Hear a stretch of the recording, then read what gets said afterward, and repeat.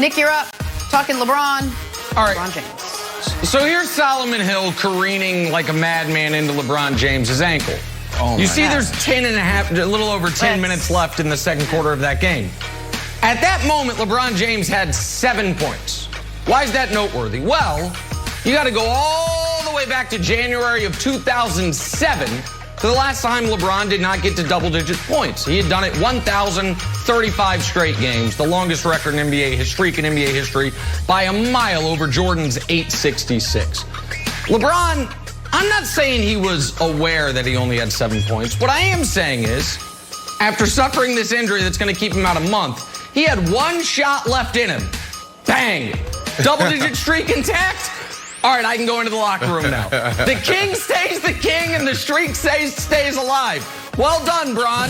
Well done, my friend. Looks like LeBron, looks like Michael Jordan. Yeah. You guys remember Sister Jean, Loyola, Chicago's team chaplain? 101 years young. The woman is all heart. Wow. She is devoted. She is devout. She delivered the pregame prayer to the team over the weekend, and it was on point. And I'm going to read it to you because it is noteworthy. As we play the Fighting Illini, we ask for special help to overcome this team and get a great win. We hope to score early and make our opponents nervous. We have a great opportunity to convert rebounds, as this team makes about 50% of layups and 30% of its three-pointers. Our defense can take care of that. Oh, guess what? Sister Jean was on point.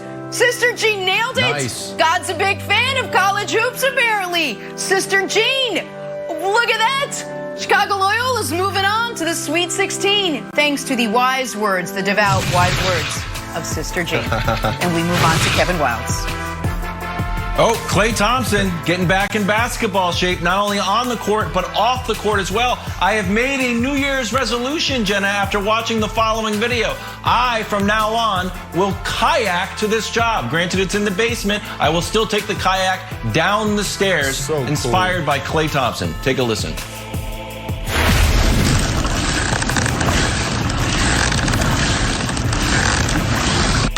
Oh, it's a beautiful day.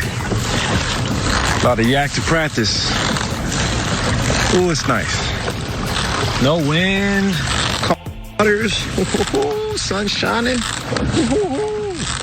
Ain't no complaints.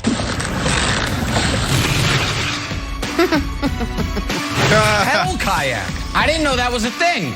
I mean, I love that. Honestly.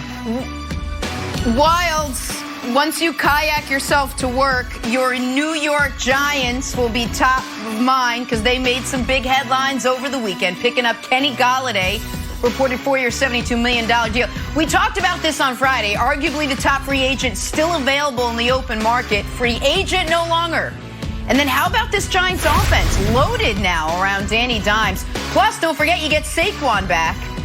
So, Brandon, let's start with you. The Cowboys get their quarterback back in Dak Prescott, but do the Giants now have enough to win the NFC East? Well, Kenny Golladay helps that guy, Danny Dimes. Is that what you guys call him, Danny Dimes? It helps him definitely when you're a young quarterback and you have a big X wide receiver or even a Z wide receiver that you can just drop back and throw it up when it's one high. Becomes your security blanket. So he definitely gets better there. But I'm not a believer here. It's too many question marks surrounding this team and this offense. I mean, Saquon Barkley coming off the ACL. You also have Evan Ingram. Evan Ingram, he's been in the league, 3-4 years. He hasn't been able to get over that hump. 11 drops last year. There's something going on with him mentally where he just needs to take it to a whole nother level because he has everything physically. And then you bring in that guy, he makes Sterling Shepard better, but does he make John Ross better and Darius Slayton? He can go, but those are just guys. So I think the biggest question marks outside of the players is definitely the coaches. Like, do you really believe in Joe Judge? Do you really believe in Jason Garrett? Like, I don't believe in Jason Garrett. So even if those guys, Saquon comes back from the ACL and he's fine, and even if, Danny Dimes ascends to the next level, Wildes, like, I don't believe in Jason Garrett. I don't believe Jason Garrett can bring it together. You don't believe in Joe Judge? I can tell my my earpiece broke, or you actually said you didn't believe in one of the most creative minds in all of football, organized or not. You got to believe in Joe Judge. All right, Nick, what don't you think this comes down to, if we believe or not in Daniel Jones? Because Daniel Jones to me seems like the hard seltzer